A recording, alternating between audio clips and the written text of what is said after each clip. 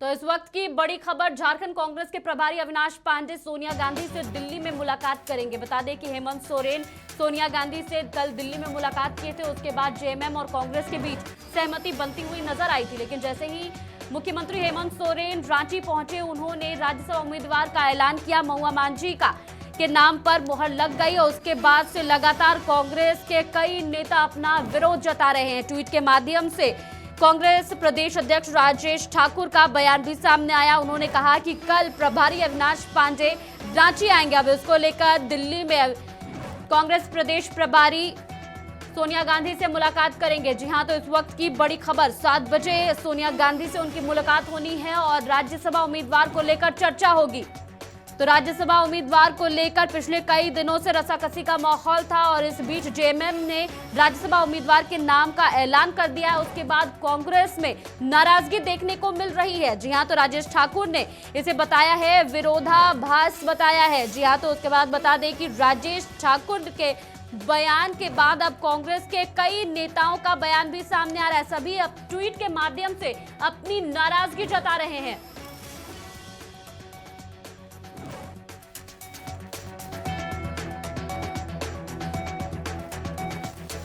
बता दें कि राजेश ठाकुर का बयान सामने आया। उन्होंने कहा कि झामुमो से महुआ मांझी की उम्मीदवारी पर झारखंड कांग्रेस में तीखी प्रतिक्रिया दी है और झारखंड कांग्रेस के प्रदेश अध्यक्ष राजेश ठाकुर ने कहा है कि महुआ मांझी झामुमो की उम्मीदवार है, महागठबंधन की नहीं।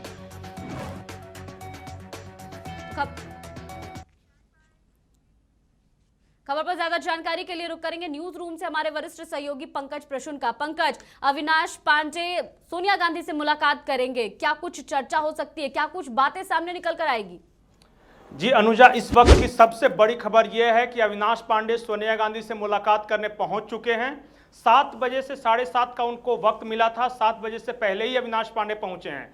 और आपको बता दें कि दिल्ली में आज बहुत तेज तूफान आया था, तेज बारिश और आंधी आ रही थी। इसके बावजूद करीब 100 मीटर तक अविनाश पांडे पैदल चलकर सोनिया गांधी के आवास तक पहुंचे हैं। आप सोच सकते हैं स्थिति की गंभीरता कितनी है।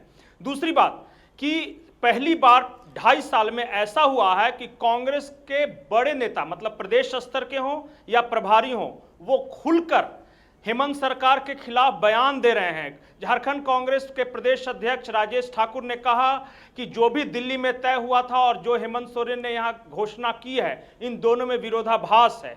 इसके अलावा राजेश ठाकुर ने यह भी कहा है कि महुआ मांझी झारखंड मुक्ति मोर्चा के उम्मीदवार हैं, कांग्रेस की नहीं, महागठबंधन के उम्मीदवार नहीं हैं।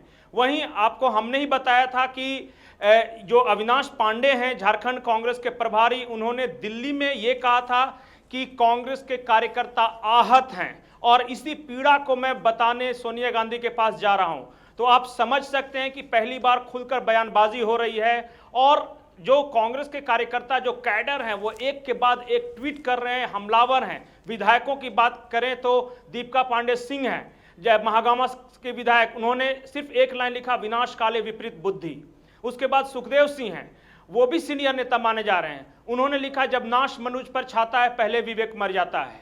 उसके बाद एक और ट्वीट आया बेहद सनसनीखेज इरफान अंसारी का। उन्होंने शायराना अंदाज में लिखा है कि जो पत्थर हमने चोट दिल पे खाई है, कुछ इस तरह का उन्होंने लिखा है।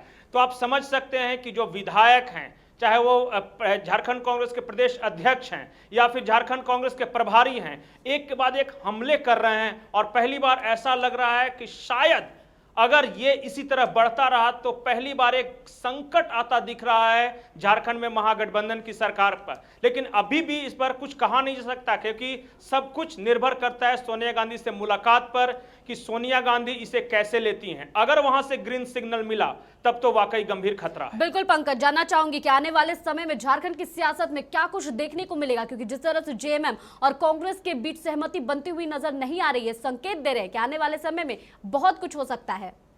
जी अनुजा, 2 ऐसे पत्रकार हैं दिल्ली के जो कांग्रेस बीट देखते हैं, अलग अलग नेशनल चैनल के देखते हैं, उनसे बात हो रही थी। उन्होंने एक बेहद महत्वपूर्ण बात कही। उन्होंने कहा कि जो दिल्ली में जो फैसला हुआ था उसके अनुसार गुलाम नबी आज़ाद को झारखंड से बनाया जाना था, लेकिन अब जब हेमंत सोरेन ने अपनी ओर से उम्मीदवार उतारा है तो आप समझ सकते हैं कि कांग्रेस का एक सीनियर लीडर, बेहद सीनियर लीडर राज्यसभा जाने से वंचित रह जाएगा।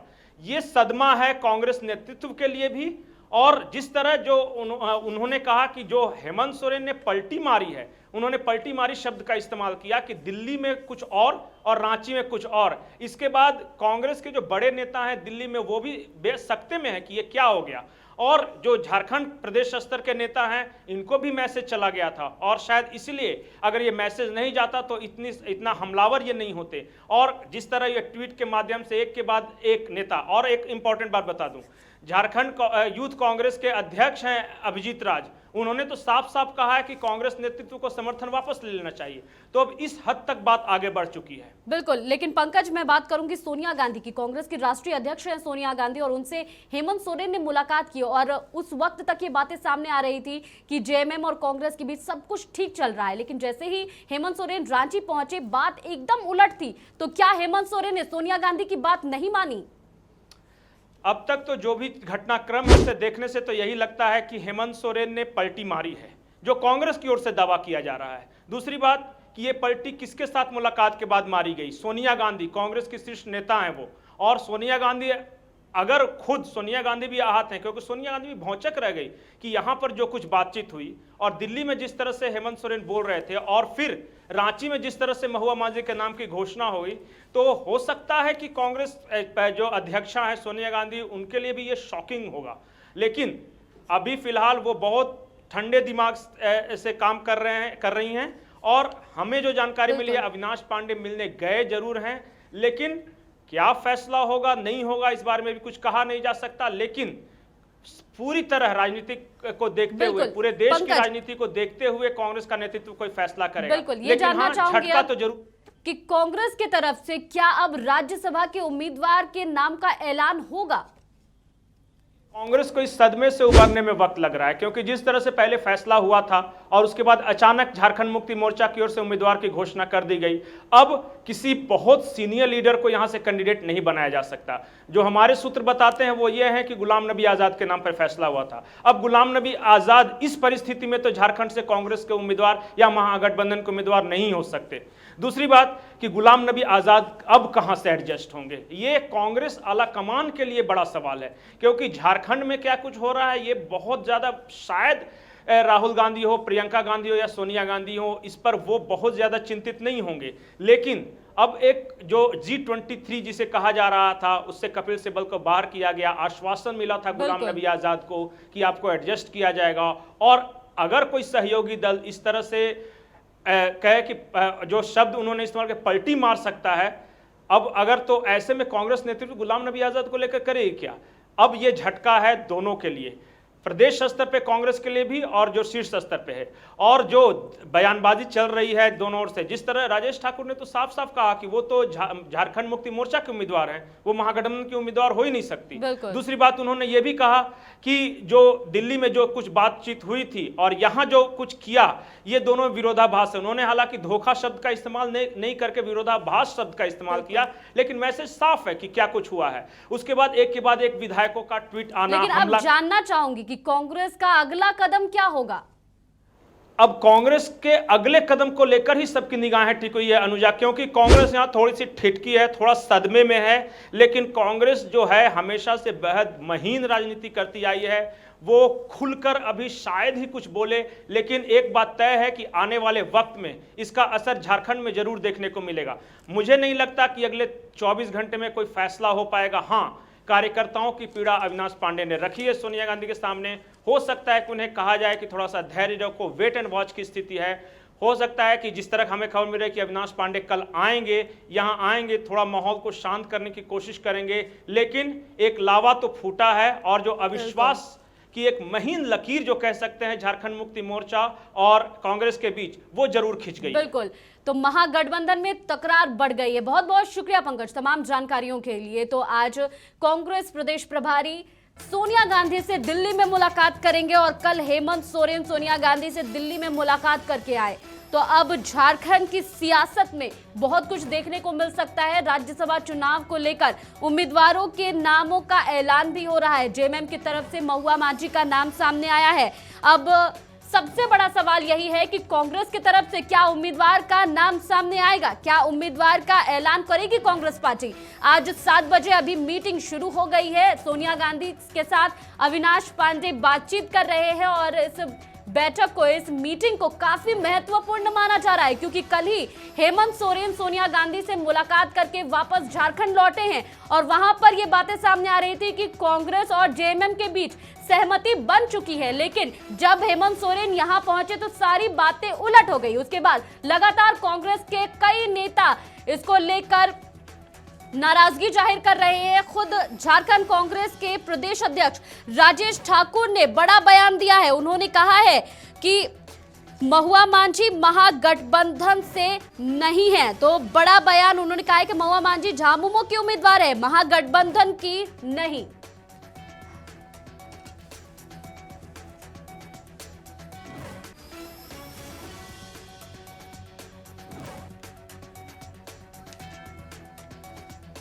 तो बता दें कि कांग्रेस के कई विधायकों ने अपनी नाराजगी जाहिर की है। इसको लेकर जेएमएम की तरफ से उम्मीदवार के नाम का ऐलान किया गया है। जी हां, तो आप ट्वीट देख सकते हैं।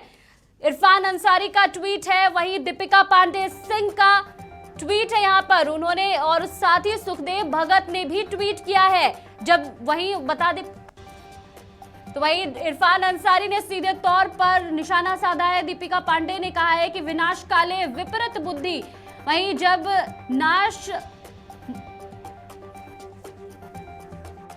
तो कई विधायकों का यहां पर विरोध भी सामने आ रहा है। दीपिका पांडे सिंह, सुखदेव भगत के साथ इरफान अंसारी ने ट्वीट करके अपनी नाराजगी जाहिर की है। वहीं झारखंड कांग्रेस प्रदेश अध्यक्ष राजेश ठाकुर ने भी नाराजगी जाहिर की है। उन्होंने अपना बयान भी जारी किया है। उन्होंने कहा है कि महुआ मांझी जो है वो जेएमएम से है, महागठबंधन से नहीं है, और इनकी नाराजगी के बाद अब झारखंड कांग्रेस प्रभारी अविनाश पांडे दिल्ली में है और दिल्ली में उन्होंने सोनिया गांधी से मुलाकात की है और ये मुलाकात अभी भी चल रहा है, अभी भी बातचीत जारी है और इसके बाद कई बड़ी बातें सामने आ सकती है।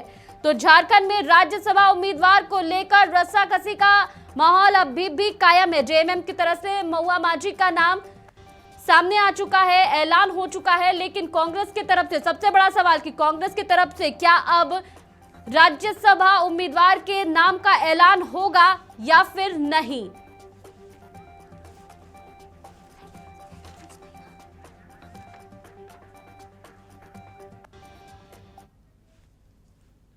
मेरे साथ इस बुलेटिन में फिलहाल इतना ही। देश और दुनिया की तमाम खबरों के लिए देखते रहिए समाचार प्लस झारखंड बिहार। नमस्कार।